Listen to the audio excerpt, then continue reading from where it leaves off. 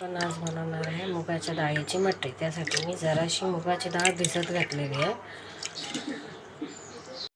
तर मैत्रिणींनो, आता आपण बनवत आहे मुगाच्या डाळीची मटरी। ती मगाशी भिजवली होती मी जराशी, ती आता वाटून घेतलेली आहे।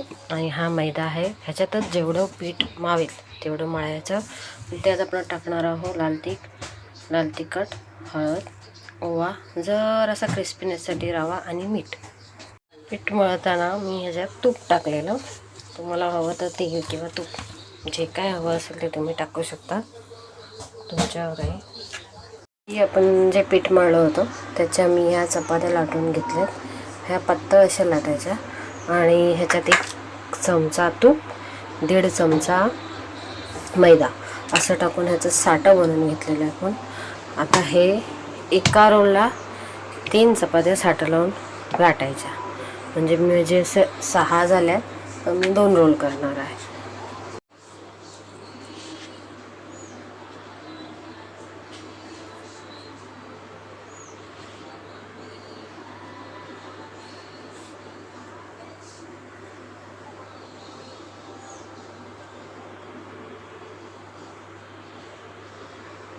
तर ह्याचा असा रोल करून घ्यायचा आणि हा रोल थोडासा आपण पातळ करायचा, आपल्याला जसं पाहिजे मटरी त्या हिशोबाने। पण ह्याच्या खूप जाड होतील म्हणून आपण पातळ करू। एवढे कापून घ्यायचे आणि ह्याचं पीठ ना कडक मळायचं, म्हणजे ते क्रिस्पी होतील। तर हे असं आपण हाताने केलं तरी चालेल, ह्याला काही लाटायची गरज नाही। जस्ट तुम्हाला जेवढी जाड पातळ हवी तेवढी ठेवायची। हे बघा, ह्या साईजची ठेवायची। तर आता पण हे सगळं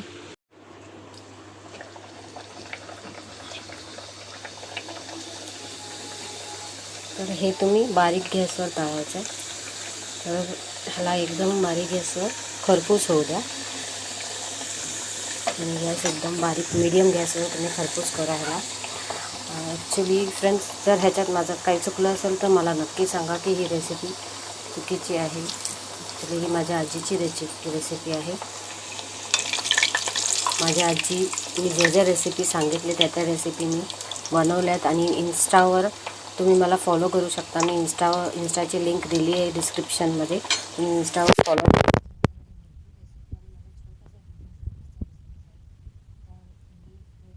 बघू शकता। त्याच्यामध्ये रेसिपी, टिफिन सर्व्हिस किंवा भरपूर केटरिंगचे ऑर्डर असे छोटे मोठे मी केलेले आहेत।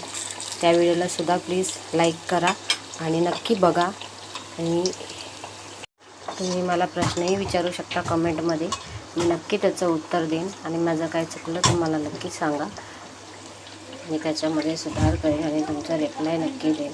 तर माझे काही व्हिडिओज आहेत इन्स्टावर अगोदरपासून, ते तुम्ही बघू शकता, ते बघा आणि त्याला लाईक करा। तर हे बघा, हे असे झाले। तर आता ह्याचा क्रंच बघा,